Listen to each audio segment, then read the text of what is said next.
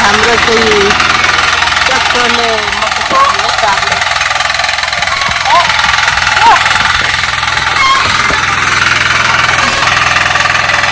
हाम्रोतिर पनि अब चाहिँ गोरु नचाहिने भयो।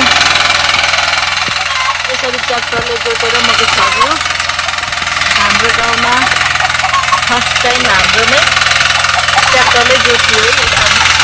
अब गोरु पाइँदैन गाउँमा, एक घर भन्दा पाइँदैन गोरु। गोरुले कति जोत्छ। यो चाहिँ हाम्रो घरैले चाहिँ यसरी गाडी लिएर चाहिँ अहिले यसरी यति धेरै सुविधा।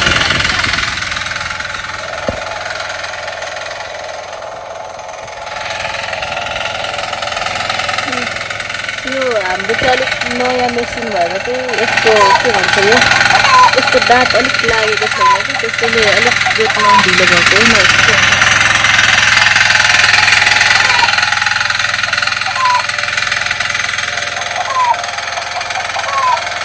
नयाँ नयाँ दाँत भएर चाहिँ नखनिँदो रहेछ कि नजोत्दो रहेछ। यसलाई पुरानो जति पुरानो हुँदै गयो त्यति धेरै छिटो हुन्छ जोत्नु चाहिँ।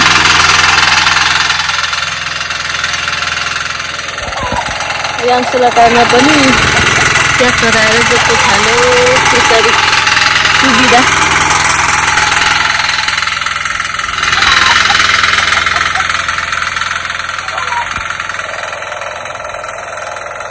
तोरी बारीमा चाहिँ मजाले छरेर चाहिँ जोत्ने रहेछ यसले। हाम्रो चाहिँ यो बाँझो थियो नि त, मकै छरेदेखिको यतिकै थियो झारपातहरू पनि धेरै थियो। त्यही भएर चाहिँ अलिक गाह्रो भइदियो। नत्र चाहिँ यसले तोरी बारीमा चाहिँ मजाले छर्छ। मजाले जोत्छ छर्छ होइन, मजाले जोतिने रहेछ।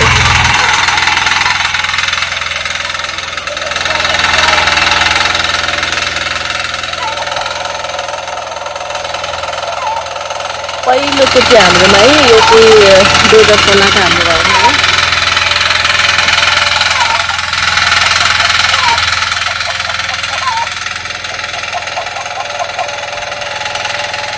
मकै पनि हामीले चाहिँ छरुवा हानेको है। यसरी छरुवा हानेर माथि आएर चाहिँ यसरी जोतिदिनु भयो।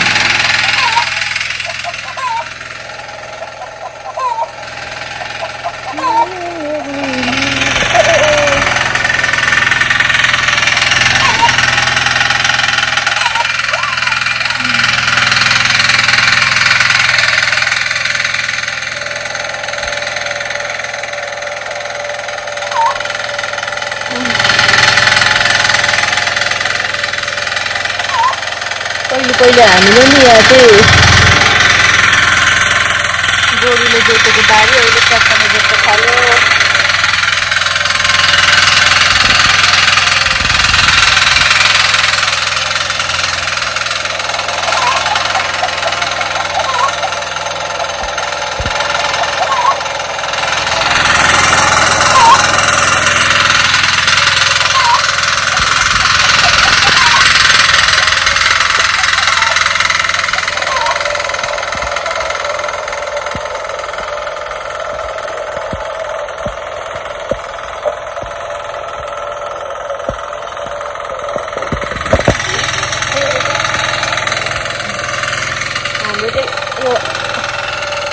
कुखुराले दिएको अन्डा यो फुलेछ अन्डा।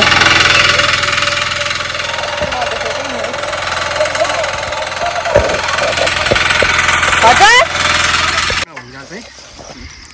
अनि यसको भर्याङ पनि त हुन्छ होला नि भदै भर्याङ।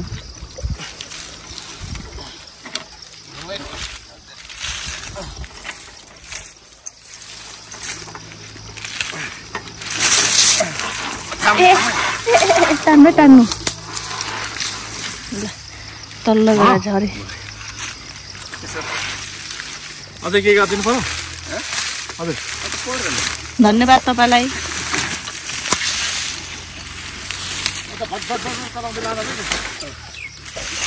ल तल्लो गएर चाहिँ हामीले यहाँबाट बाटो बनाएर झऱ्यो।